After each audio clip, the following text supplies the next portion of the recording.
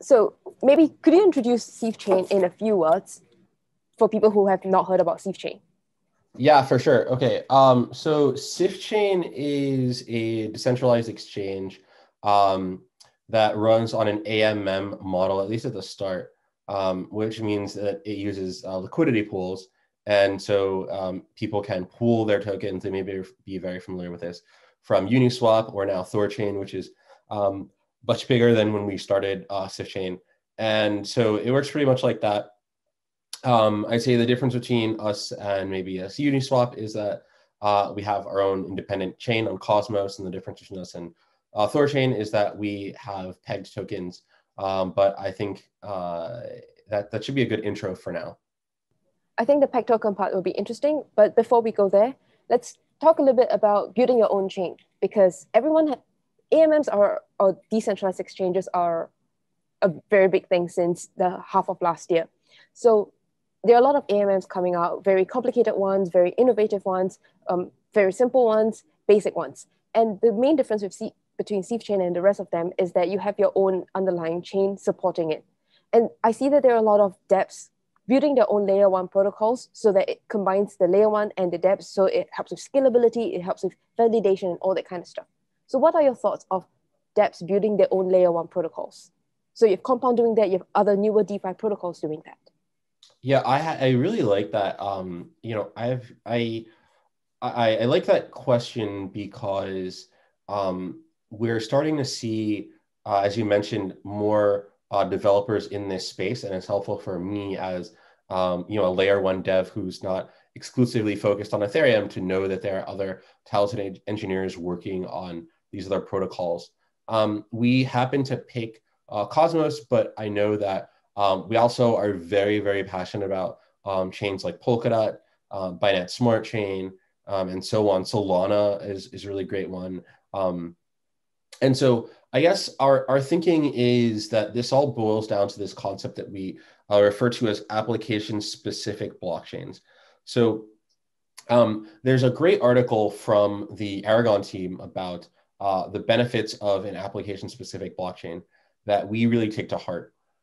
If you imagine building any kind of application, you can run something like a basic app, like something like Snake, on pretty much any device that you want. So you could run it on your cell phone, you could run it on your laptop, you could run it in your browser, you could run it in your smart fridge if you wanted. You could write something like that that runs pretty much anywhere. And as I mentioned, browsers, like that's probably the way you would want to do it, where you're writing something that works on like another piece of software that then runs on multiple devices.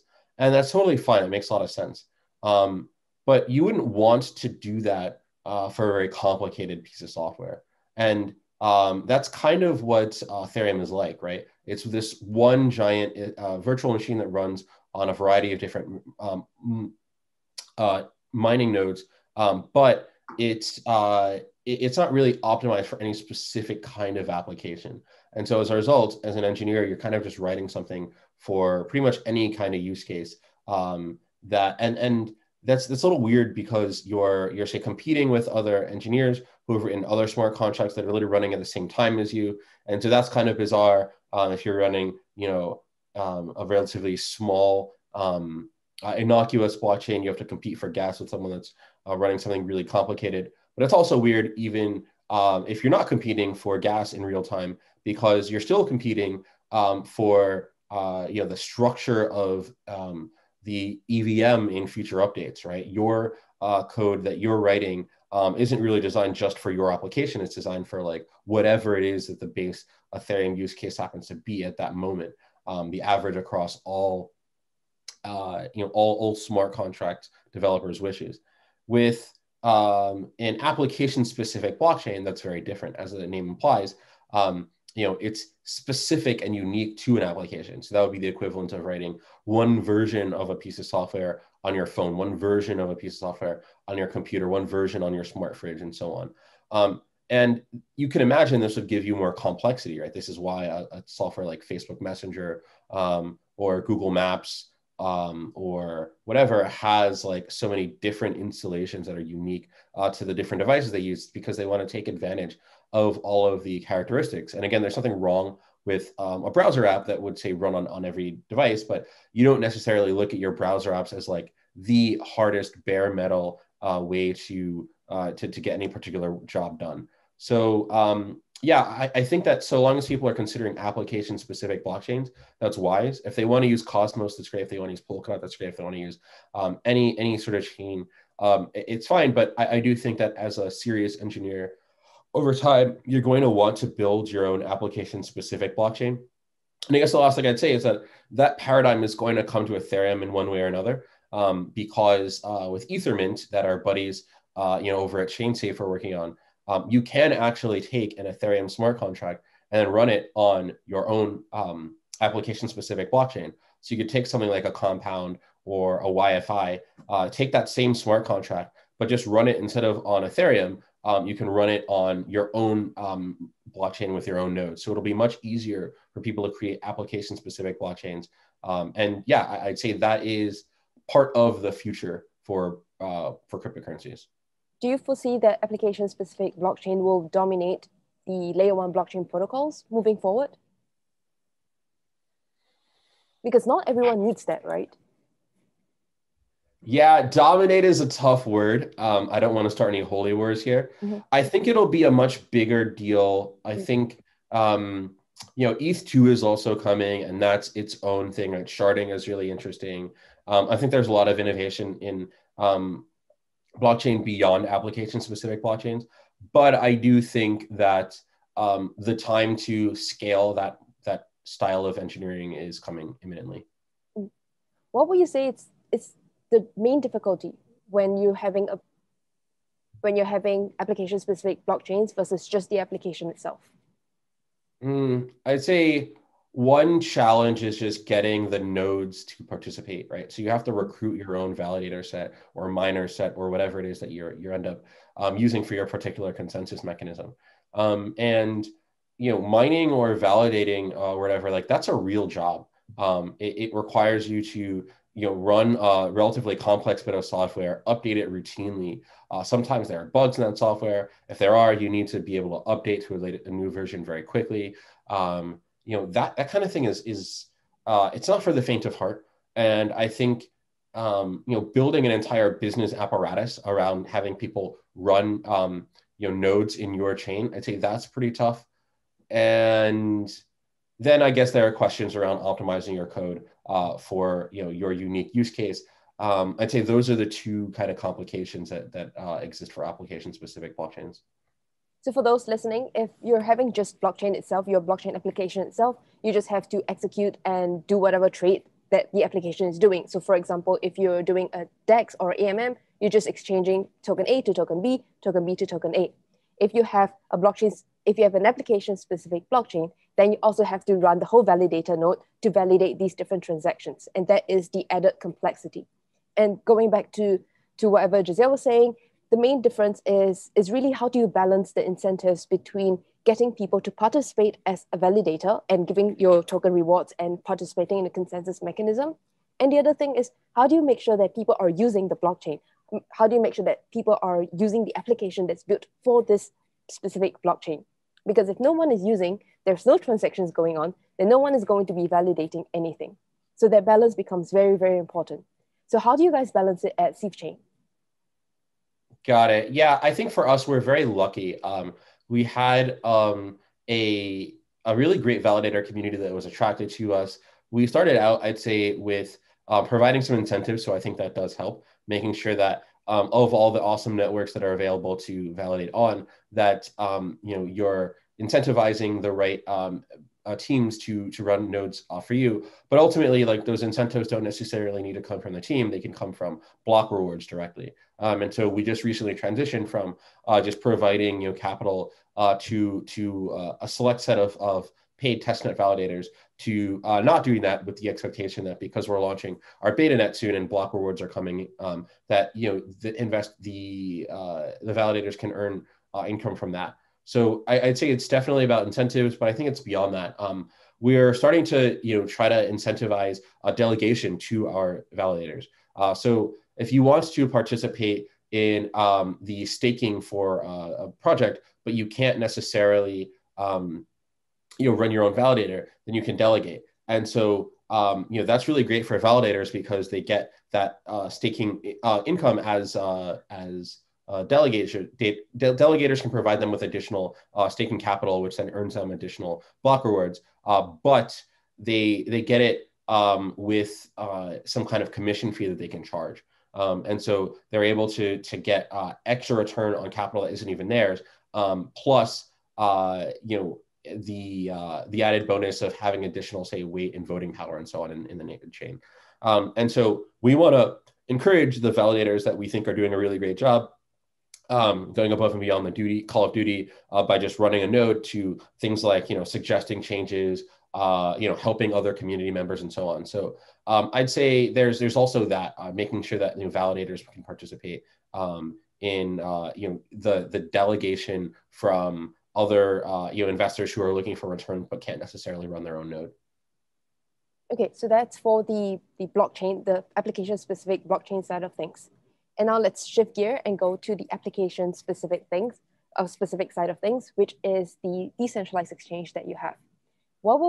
How is Sifchain, the application itself, different from Uniswap, the DEX? Okay, I think aside from the application-specific blockchain stuff, there are a few key differences. One of the biggest ones, and I think possibly the first talk I gave on this at Money Dance from Avalanche, is that the AMM model for Uniswap is very basic. There's a 0.3% flat fee no matter what. This is I think it's definitely useful. I think Uniswap is possibly the first really big AMM protocol to like capture mind share from the entire ecosystem, and so it made sense at the time to use that that fee. But the industry has definitely evolved beyond that, I'd say. And there were early versions of Uniswap that were subject to all these sandwich attacks. Frankly, you could still do some sandwich attacks on Uniswap, but it's more complicated. And we feel like it doesn't really take into account the demand in real time from traders on like liquidity that's in these pools. So if there's high volatility, then traders are actually really looking for the liquidity in the AMM. They're going to make necessarily larger orders, or they're going to make more frequent orders. And we feel like the liquidity poolers should be given additional compensation for that because they're under more demand. So we have a slip-based model where instead of a flat 0.3%, we actually charge a dynamic fee based on the size of a swap. So if you're making a really large order, you're going to pay more than that 0.3%, but you're also going to get liquidity at a time when you really need it. Whereas when the market is flatter and you don't need as much, then your fee is going to be lower in terms of percentages, but you don't need to pay as much. So it's totally fine. And so there's a lot of research we've done on that. We actually borrowed basically that model from Thorchain, and there's a lot of research there from the Gauntlet team in terms of like how that is how a slip-based fee actually incentivizes users in the real world, what rational profit-seeking agents will do under a regime like that. But just looking at the chaos net, the actual running Thorchain net, you can clearly see that it can be better for poolers because they're getting better returns when there's high volatility, and they can also get better returns. And traders can also get preferable treatment when there isn't as much volatility because they're paying lower than that 0.3%. So in either way, we're kind of preferable to Uniswap, and I think that really speaks to the model that we're trying to like really hit, which is that we want to take advantage of what traders do in real time. Like we want to make sure that our poolers can take advantage of it, our validators can take advantage of it, but then also the traders themselves can. And this is only going further with things like margin swapping, where you can actually borrow from a pool. And I think that's really, really important, because if you feel like you have alpha, you want to take advantage of that as much as possible, and lever up as much as you can to like really make sure you have a comfortable position. But then that also means that you're making even larger demands on liquidity pools, and so likewise you should be compensating the poolers even more. So similar methodology. Again, I don't think Uniswap has this. There are other things like we have limit orders, but that's even farther. And it's not coming for our immediate beta net. But yeah, I'd say that the way to think of Uniswap is as like a good proof of concept for AMMs, whereas Sifchain is more like for a professional grade trader who wants to execute more complicated strategies. Yeah, that makes a lot of sense, because especially when the market is more volatile, there's more trading going on, there's more arbitrage going on. This is where liquidity providers can suffer larger impermanent loss. And the way to compensate for that will be to have these dynamic fees payable to these to these liquidity providers, so that they're being compensated for the volatility in the market outside. So it makes a lot of sense, and it's a very good step up from what Uniswap is doing, which is a very basic bare-bone model. The other thing that Sifchain also does is asymmetric addition of tokens. Can you talk a little bit about that? Yeah, sure. So in the pooling sort of community, there's this huge problem with impermanent loss, which is this idea that if you add an equal amount of two sides of a liquidity pool, so say you've got a Uniswap, say ETH and I don't know, Maker, and you add equal amounts of both, then even if you end up thinking that you're going to do this because the price of one of those sides is going to go up, because of the imbalance between the way that you've invested and the actual price differences in those tokens, you could end up in a case where you make some profit, but not as much as if you just held your tokens, especially if you were like long Maker but not ETH, or vice versa, because then you had to sell some of one side of the tokens to even like pool in the first place. And so that can be really frustrating. I think that AMMs are designed for people who want to do passive value accrual. And so they aren't necessarily trying to do the complicated work to understand, like, what is it that the future of this other settlement token is going to do, and like figuring out exactly where they want to pool and unpool from. With a lot of protocols, you can't even necessarily unpool immediately. You have to hold your tokens in the pool for some amount of time, especially with like liquidity mining rewards and things like that. And so what we decided to do was asymmetric pooling. And with asymmetric pooling, instead of pooling 50-50, you can pool 90-10 or 80-20 or whatever. And I think that's much more helpful for someone who's concerned with impermanent loss. You aren't necessarily able to avoid the extra work of doing a projection on where the price is going. But if you do that work, then you're great. You don't have to be subjugated to this arbitrary split of your assets 50-50.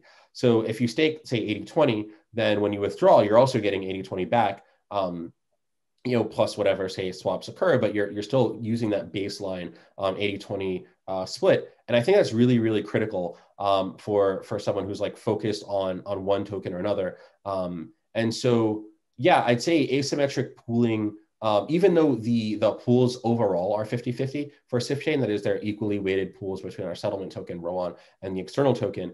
Even though that's the case, we let the market and arbitrageurs and market makers and whoever else, keep those pools even. We don't force any individual pooler to do that.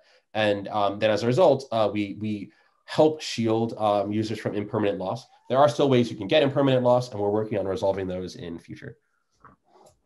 Awesome. One other thing that you mentioned in the beginning was that you guys are going to have a peg token. Can you talk a little bit about that? Yeah, sure. So I think the term pegged token is used very often, and to some extent, it's unclear what it means. But I'll try to describe what it means in general, and then I'll describe what it means for us. So a pegged token is a synthetic asset that is similar to a native asset. So if you've got a token like, let's call it USD, right? like, which isn't technically a token, but it's close. You know, that's an asset everyone really cares about and is really considering. And you can't really use your USD in crypto directly, but what you could do is use a proxy for it. And so something like USDC or USDT or you know, these other tokens are pegged versions of synthetic of the native asset, which is USD.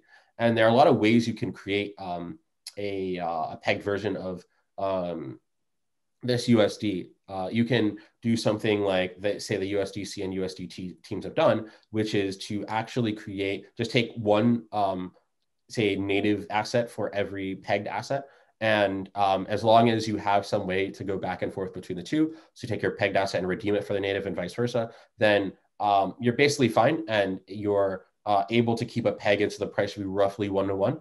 It doesn't always stay 1-to-1. It actually never stays exactly 1-to-1, but that's the spread should be very, very low. That's one way you can do it. You can also do it with the way that, say, DAI or ESD or DSD have done, whereby you use some kind of an algorithm, an on-chain algorithm that will incentivize people to keep the price roughly pegged at $1.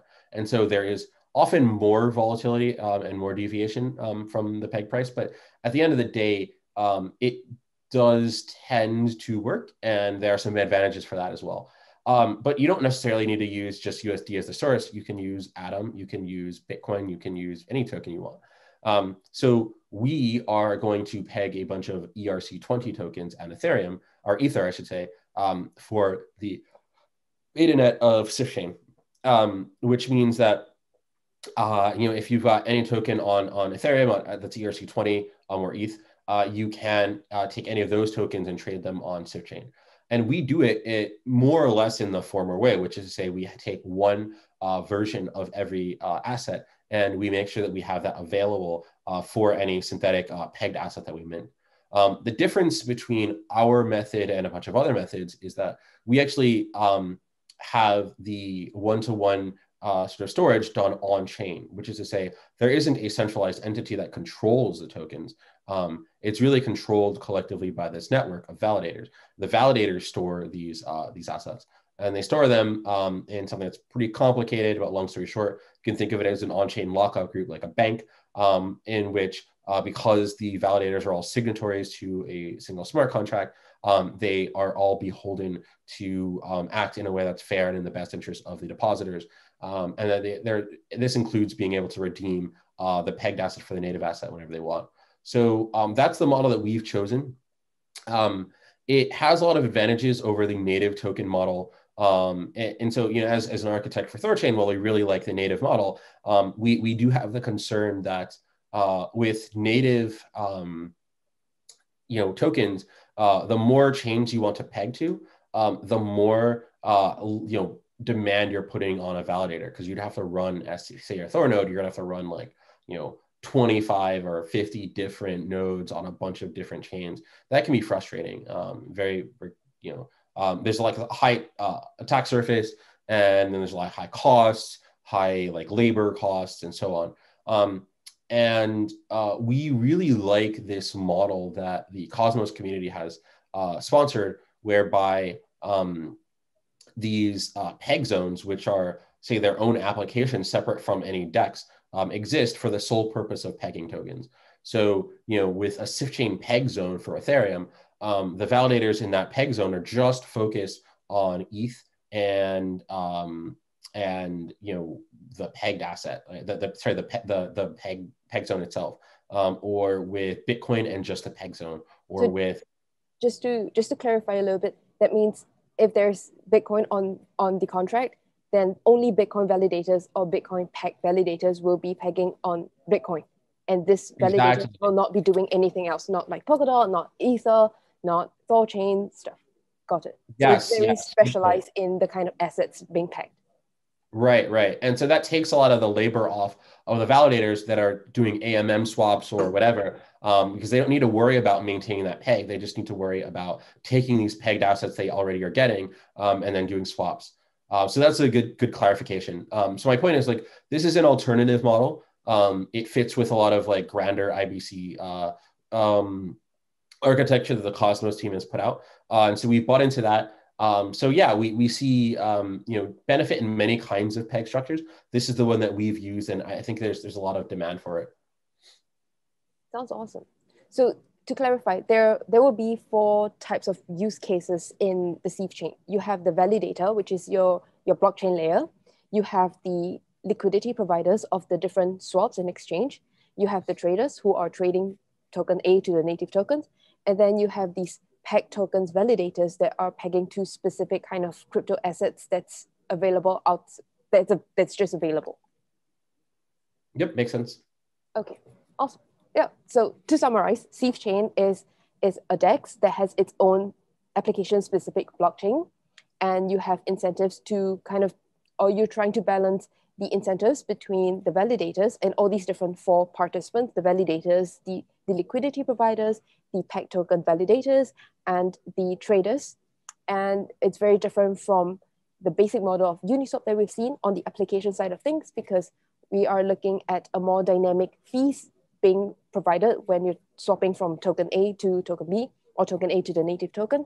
And lastly, you can also add asymmetric liquidity into the liquidity pool. That means you don't have to add 50% and 50% of Sifchain or of Rowan token and something else. You can add any combination that you're interested in. Yeah, this is a great summary. I like it. Awesome. And for anyone else who wants to look at the behind the scenes, the mathematical mechanisms, and how is Sifchain doing all these balancing, how are they incentivizing different people, different participants in the entire ecosystem, then check out the video. I'll link it above. And from there, you will find out more about the things going behind the scenes and understand really how token works and how Rowan token will be affecting everyone in the ecosystem. So last question, when will the protocol be live and how can people participate?